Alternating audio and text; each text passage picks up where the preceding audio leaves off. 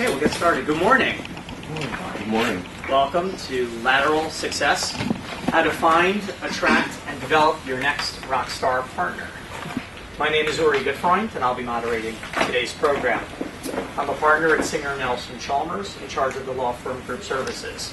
We provide all insurance, personal insurance, business insurance, professional liability, and health insurance for law firms. Today's seminar is sponsored by my firm and the New York Peer-to-Peer Managing Partner Group. We started the peer-to-peer groups roughly 2 years ago on the belief that peer-to-peer managing partners can teach each other a thing or two about running their firms and help each other. And it's been quite successful to this time. Many of the attendees here today, feel free to ask them, are in one of our peer-to-peer groups. And I think they can attest and give you some feedback on what's been accomplished so far in these kind of groups. Today's agenda, in fact, was set by members of our peer-to-peer groups as lateral hires and growing their firms through lateral issues has been a huge critical aspect to their firm's development. Today we're hosted by LBI Color Toolbox in their space. So we have a really exciting and thought-provoking program today. We've divided our subject matter into 3 different sections. Generally speaking, the first section is on the pre-deal, the pre-lateral deal work. The second section is how does the actual deal look, how does it manifest itself, and how do you go forward with it. And lastly, but the most importantly, is how do you make the deal work profitably? What are the kinds of things that you need to do after you bring on your well-sought-after lateral to make it work financially and build your firm rather than just throwing more stuff into your firm. I just want Arthur Levin to speak a little bit about the integration, because now you've done your work, you know who you should be hiring, you've hired them. Okay, how does it work? What kinds of things do you do to make it work? So Arthur, why don't you wrap us up? Yeah, in the closing few minutes, I want to talk about integration because, in my opinion, that's probably where most of the failures occur. The integration process just is not working. In my experience, the integration process has been something like this. The lateral partner shows up on the first day, he walks into the managing partner's office. There are 3 other partners there. They greet each other, they smile, they hug. The managing partner says to the new lateral, here are the 3 partners that your practice sort of fits with, go have lunch with them. He goes and he has lunch with each of the 3 partners. They spend the first half hour talking about the practice and how they can integrate. The last hour of the lunch they talk about baseball and the weather, and then they never meet each other again. And that's the integration process, okay? That really doesn't work. If you're going to put in all the time and effort to plan for the lateral, you're going to do all these selection criteria that were outlined just a few moments ago and picking the right person. You also have to plan for the integration. You have to know exactly what you're going to do with the people you're going to bring into the firm.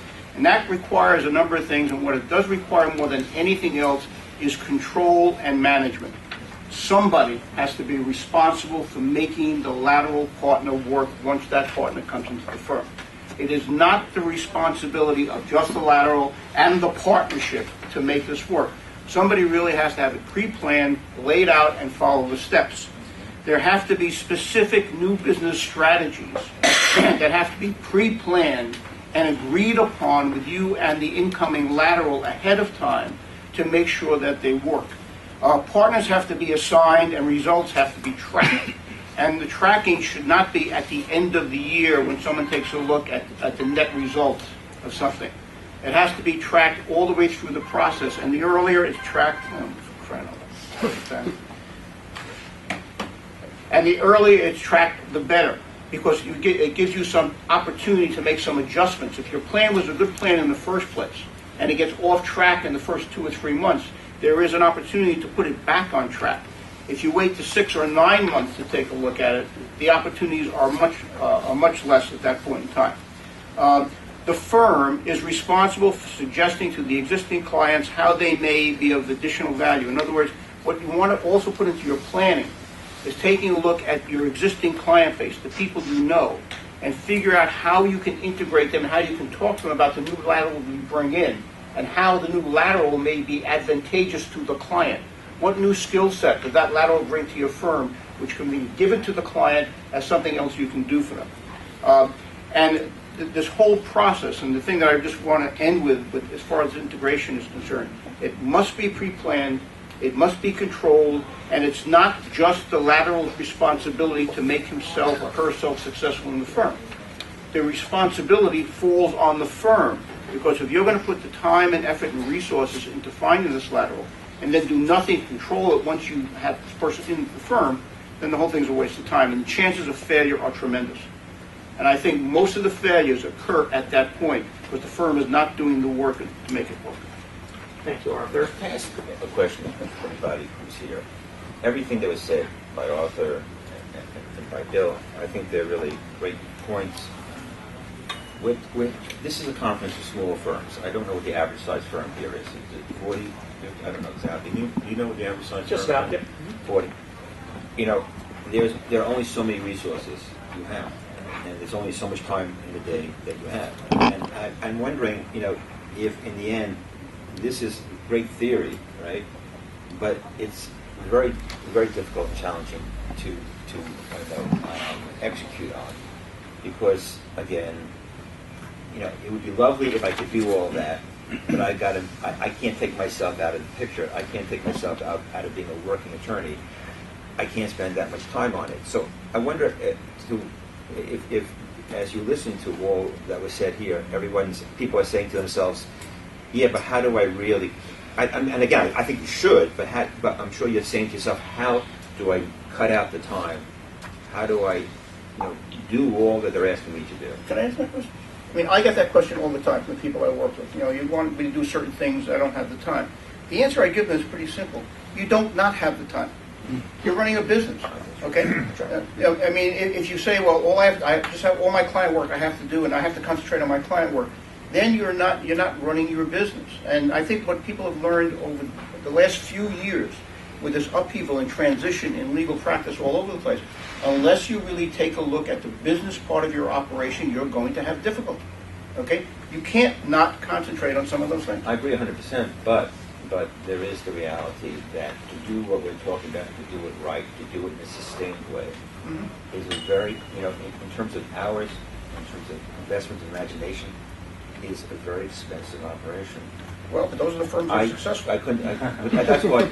Well, that's an interesting question.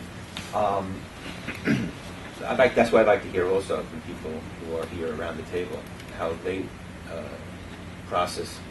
Well, I'll just say, forget the time thing for a second. As someone who runs a firm, not a law firm, but someone who runs a firm, the other thing I always think about is I often find myself saying, "Damn, I'm just not an expert at this stuff." Like, this is not what I went to school for. This is not what I learned. I mean, you mentioned some of the courses you teach, and I think, wow, that's pretty cool. That aspiring lawyers are learning those things. But then again, 20 years later, do they remember? I don't know. But I think that's a concern too. I imagine I see people nodding their heads, so I say, that, and therefore I would say, tools like this, is a great thing, because we can all use shortcuts, cheat sheets, whatever you want to call it. Thank you, gentlemen. I want to end on time, and I'll just wrap up with two quick thoughts. Number one, in your sheet, I know we are 2 minutes over, but if you could just take about 30, 45 more seconds, please just look at that. Just give us some feedback on today's event. I saw some good note-taking. I saw some good head nodding. I think we had some great content, good learning. I hope everybody enjoyed it. I want to thank you all for coming, and I'll just close with, as I mentioned earlier, this is sponsored by the Peer-to-Peer Managing Partner Group. There's lots of people here who are in one of the New York Managing Partner Groups. If you have any questions, I'll be remaining afterwards. You can also ask your peers around the room if you'd like any more information on that. We have monthly meetings, and this is an educational event, but we really run smaller peer-to-peer learning groups.